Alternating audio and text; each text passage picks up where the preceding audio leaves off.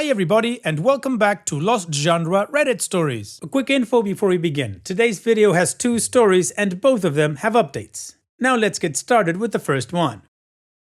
This post is from the subreddit Relationships and it's by user Myot007. Me, 25 female with my fiance, 25 male of 4.5 years. At my wit's end with an inappropriate coworker, 24 female. I've known Jenna for a couple of years. We were never friends, but we got along as she works in the same department as my fiance, Sam, although on different projects. I started noticing issues with her around the same time Sam got a promotion into a management role. Sam isn't her supervisor, but is on the same level as her supervisor. Now, Sam is an amazing guy who isn't very experienced with girls and dating. He went through an ugly duckling swan phase in college and I'm his second partner. He also has a tendency to develop crushes on girls. So far, he's had 2 crushes and I strongly believe that Sam had a crush on Jenna and that's why he was defending her weird behavior for so long. He would talk about her all the time, talk about how she comes to him for emotional support, talk about how all the guys wanted her, etc. Excluding him, of course. Sarcasm. I don't have an issue with it for the most part. Lots of people get crushes. I mostly have an issue with how he gushes to me about a girl and gets upset when I suggest that it's not appropriate for me to have to listen to it and that he may have a crush. After a few weeks or so, he gets over it and will switch over to sort of revising things he said in the past. Like, he used to feel bad for a girl about X, but now he thinks she's an idiot for not dealing with X a certain way. We got into a lot of fights about it because I just didn't want to hear it and he wouldn't accept that he was being inappropriate. He felt that since he wouldn't physically cheat, he was not doing anything wrong. At the same time, I started talking about a male coworker a lot. I didn't have feelings for him, but Sam commented on it and I stopped talking about it. I knew I wasn't doing anything wrong, but I wanted Sam to be comfortable. Hypocritical, I know. Also infuriating to me. I think we have come to a place of understanding about this. He agrees to take my word for it if I say I'm feeling uncomfortable with how much he talks about a certain girl, and I have agreed to trust that he won't cheat and that his love for me doesn't waver. This is already too long, so here's a list of things Jenna has done that upset me. 1. She cried at Sam's promotion party at work about how she was passed up for a promotion and it wasn't fair. Full disclosure, she's not even close to the same level of technical skill that he is and people really don't like working with her. Sam told me he took her outside to comfort her and promised to help her out. I found it weird at the time because I thought it was rude to ruin his party and he's not her supervisor, so she should be talking to someone else. Also, just in general, coming to him for emotional support. 2. If we are both at the same functions, she will come up and talk to me if Sam is around, but will immediately leave if he isn't paying attention to us talking, even if I'm in the middle of a sentence. This has happened many times, both with and without alcohol. 3. She texts him to pick up stuff for her if we are running errands. I would understand if they were friends, but Sam swears he barely talks to her and he doesn't know why she's asking him for favors. 4. Last night, the breaking point for me was at a happy hour. She had ignored us all night in favor of talking to one of the higher-ups. Once he left, she came over and squeezed Sam's shoulders and sat down next to him on the bench. I was sitting across the table. Sam didn't do anything about her touching him, but he was also very drunk. And 5. She is overall very rude and inappropriate in how she talks to him both professionally and personally. I've been sticking to the high road when it comes to dealing with her. I don't make small talk anymore, and I don't bring her up with Sam or talk trash about her. I pretend like she's not there, and she does the same for me. Sam swears up and down that they aren't friends, that they talk once every few weeks, and that he doesn't like her anymore. I snooped once in his phone and didn't find anything inappropriate in their texts, except for her asking for favors and him usually not replying anymore. After last night, I am at my wit's end here. Ignoring her and not giving her the attention she clearly wants doesn't seem to be working. I'm not sure if I can rely on Sam to handle this, especially if it's in front of all his coworkers and friends, because he doesn't want things to get awkward. Luckily last night I was sober. If I'd been drunk, I might have made it very uncomfortable. As it stands, I wanted to slap her. What can we or I say in these situations where she's being inappropriate that won't kill the mood for everyone else? She needs to be shut down, but I don't want to give her the satisfaction of knowing how much it bothers me.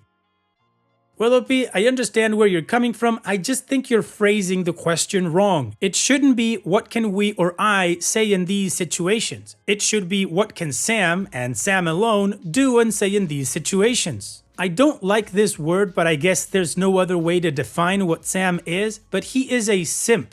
That much is very clear from points 1 and 3. He says they're not friends and they don't talk that much, but she feels comfortable enough to send a message to ask for favors, and also that she cries and he comforts her and he promises to help her. No, OP, I think you need to talk to Sam. He's the one that needs to stop this whole thing. He's the one that needs to shut her down the next time she gets inappropriate with him, regardless if there's a lot of people or nobody. That doesn't matter. And you, OP, you don't need to do anything. If you want to keep ignoring her, of course that's okay, but you don't need to talk to her or ask her to stop or anything like that. It's all on Sam. Now, I don't agree with you snooping on his phone, but now that you have the information, I kind of think that he's not cheating and that she's not after him to cheat. If not, why would have she ignored him in favor of that higher up? It doesn't make sense. Anyway, OP, to sum it up, in my opinion, you need to talk to your boyfriend and he needs to deal with this. And what do you guys think about what's going on here? What would you do if you were in OP's shoes? Let me know in the comment section, and now let's move on to the community comments to see what they said.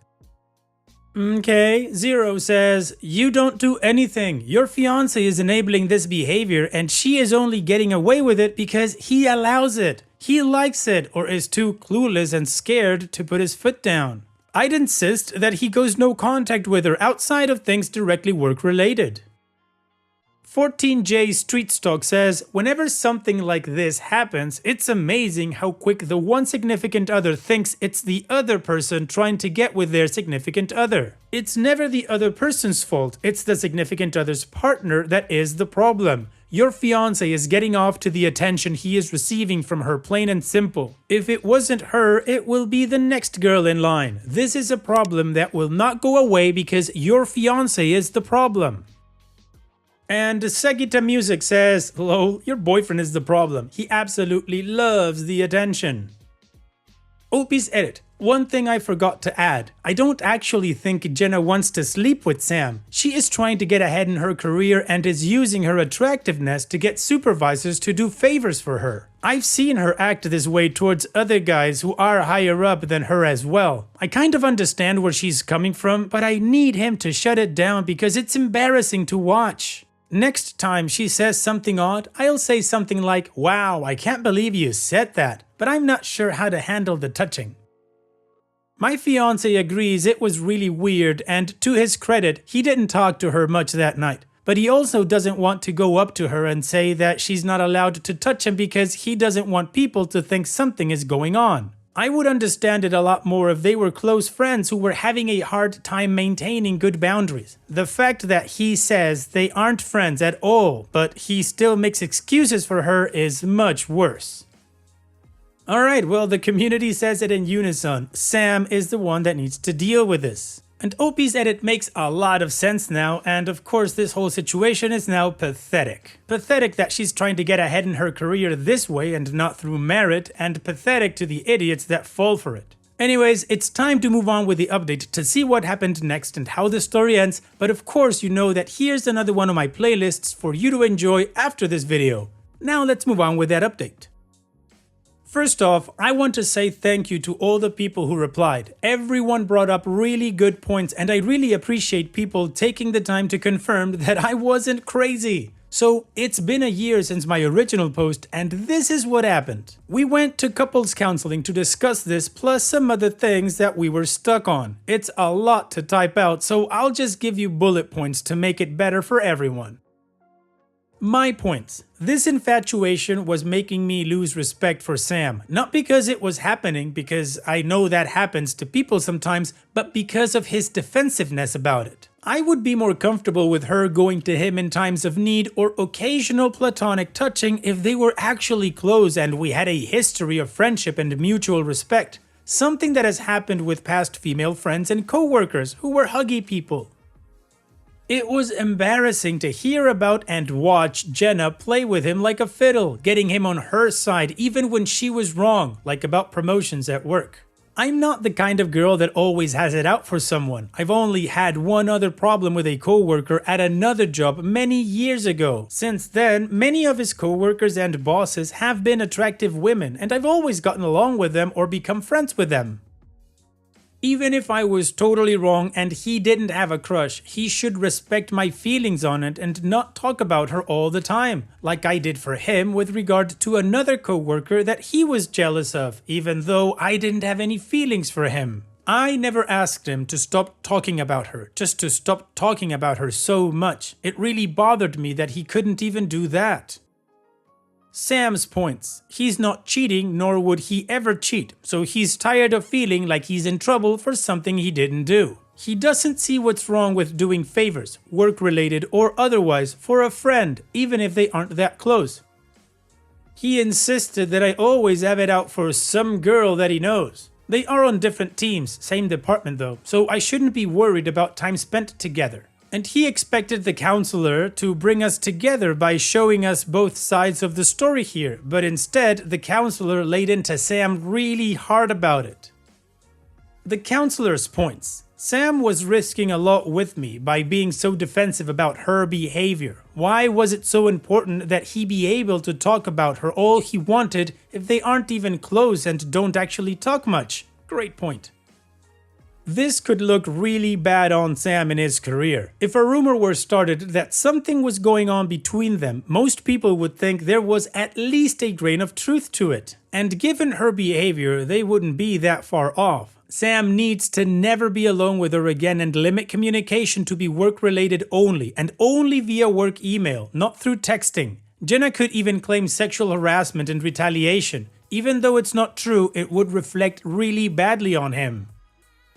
Jenna was a ladder climber, that's the name, and Sam was being used. That's why she only contacted him when she needed something, especially after her boyfriend dumped her and she needed errands run. But never invited him or both of us out to hang out, showed no interest in his life, like our upcoming wedding, and was openly mad and crying about his promotion, not the kind of things real friends do. Sam didn't need to confront her about past events, but in the future, he needed to call her out when she touched him or refer her to her own manager when she had work issues. It took a couple of sessions, but Sam was finally able to see what we were talking about. I think he was so wrapped up in feeling accused that he couldn't really hear what I was saying. He also felt that my saying that I understood crushes happened, but that he needed to tone it down was some kind of trap to get him to admit that he had a crush. Something I don't think he really admitted to himself for a long time. The counselor told us he had heard about these kinds of issues a lot. Our city is well known for its startup industry, and many of these companies don't bother training people once they are promoted to management positions. There isn't enough separation between boss and friend, and with all the parties going on, especially at Sam's company, lines are often crossed. Sam apologized to me and said he understood now why I was so upset. Since then, he has started to notice her behavior with other men at the office and feels used and disgusted with her. We wound up at a happy hour with her again. I didn't know she would be there, and Sam apologized afterward. But he didn't speak to her until spoken to first and used the Grey Rock method. I didn't speak to her at all. At one point, all the guys got up to grab another round. Jenna turned to me thinking we were going to be chatty until the guys came back, but I just went on my phone and ignored her, and she left before the guys came back. Sam said he noticed how a few of the guys were avoiding talking to her as well. At the office, multiple men have stepped forward to complain about her behavior towards them as rude, flippant, and inappropriate. I don't think she understands that not everyone wants to sleep with her. I'm glad Sam and I were able to work through this, and I hope that counseling gave us the tools we needed to deal with this if it comes up again in the future. Well, it kinda sounds like it did. At least it removed Sam's gross tinted glasses and she sees Jenna for who she is, a ladder climber. I like that term. Also, OP, if at any moment in the future you guys need counseling again, I don't think Sam would oppose it since this one worked out so well. So here's wishing you and Sam the best in the future. Hope you guys have a lot of fun in the upcoming wedding. Take care, OP, and thank you for sharing. Now, let's move on to the next post that, like I said in the beginning, also has an update. This post is from the subreddit Relationships and it's by user Throwaway and some numbers. How many chances do I, 26 female, give my boyfriend, 27 male, to improve our relationship? Relationships. My boyfriend and I have been dating for 7 months. The start of our relationship was incredible. We spent a ton of time together. The sex was consistent and everything was incredible. I thought he was really the one, as cheesy as that is. We both are super nerdy and into video games, have the same sense of humor, the same racial background, which in this area is super rare, the same sense of fashion, etc, etc. But then it was like the new year hit and everything switched. He has been distant, slightly cold, and just not making me a priority. Now, to preface, I'm not needy, but like initiate a text once in a while or make plans that are just us and not all our friends, and try to be romantic. I am always the one to initiate things and I'm the only one keeping this relationship afloat. The last straw was my dog got sick a few days ago. She is fine now, smiley face. I was really scared and super upset. This dog is my damn baby. If anything were to happen, I'd lose it. But when I told him what was going on, he seemed irritable. What he was saying was fine, you know, the usual, but the tone of his voice sounded all wrong. Maybe I'm assuming? I don't know.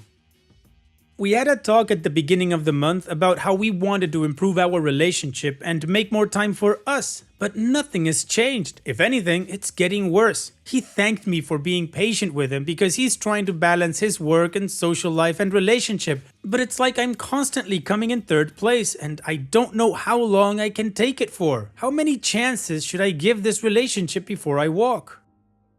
Well, OP, first of all, you mentioned that the start of your relationship was great, but your relationship is only 7 months old. I would say you're still at the start of the relationship, and if you're feeling like this at the start of the relationship, well, then I think you know everything you need to know. The thing is, OP, you guys might be perfect for each other, but it might be the wrong time because how you say he needs to balance his work, his social life, his relationship, he's trying to prioritize everything except you. So I don't think the question is how many chances should you give the relationship before you walk. There isn't like a number that says, you know what, every relationship should just get 10 chances and that's it. I get the impression that if you're asking that question is because you want some sort of determination of when you should just jump ship because you're getting ready to do that anyways. So I would say talk with your boyfriend, have an honest discussion about the relationship and where it's going and what's going on with it. And if the answer is that he just doesn't know how to deal with this whole thing, then you need to make a decision for yourself. Maybe the best decision would be to pull the cord and eject. And what do you guys think about this thing? How would you go about it if you were in OP's shoes? Let me know in the comment section. And now let's move on to the community comments to see what they said. Jaros61 says, quote, "The start of our relationship was incredible," end quote. You're still in the start of your relationship. That's what I said. And it doesn't seem so incredible. You mentioned in another reply that you're essentially hoping the old him might return. But guess what? There is no old him. What you're seeing now is who he really is when he's comfortable. What you saw before was him being in his best behavior and saying the right things to gain your affections, and it worked. Of course, you can stay with him and continue to try to improve things if you want to be with a guy who does not make you a priority and is not really that into you. Thank God for my reefer man says, "Tell yourself, if it's still this way in X months or weeks, we'll break up. Then pick the X that sounds right to you. Don't tell him about it. Don't give him an ultimatum. Just state your needs to him again. Live your life for you in the meantime. And when X time passes, if he hasn't changed, you follow through on your promise to yourself." Yes, your Spartacus says, "You sensed a change at the new year and you had a chat. Did you do a lot of the talking? Did he do most of the listening?" I guess I'm asking, did he acknowledge something was wrong and that it needed to be fixed and that he wanted to fix it? And OP responds, yes, he told me that he realized things had changed and that he wanted to work on the relationship. We actually almost broke up over it, but we mutually decided we wanted to improve things. I'd say we did an equal amount of talking though. I had things I wanted to improve, even though he said that the fault had lied with him, and since then I have worked on those things, but he hasn't. Then OP makes a comment and says, I'm scared to end things prematurely, in case he gets his crap together and the old him returns, but then again, I'm also scared of wasting more time if he never does come back. And Deleted responds, there is no old him, this is him. Additional information from OP's comments. He was playing video games while I was crying over my sick dog, saying that, oh, it'll be okay, don't worry, but sounding incredibly annoyed the entire conversation. Also, for the last 2 weeks, I've woken up every single day wanting to break up with him and stop wasting time on someone who clearly doesn't love me. Or maybe he does love me as he says, but is this how I want to live forever? Absolutely not. Alright, well, the community had some decent points, and apparently in OP's context, she's ready to say bye-bye. So let's move on to the update to see how this story ends.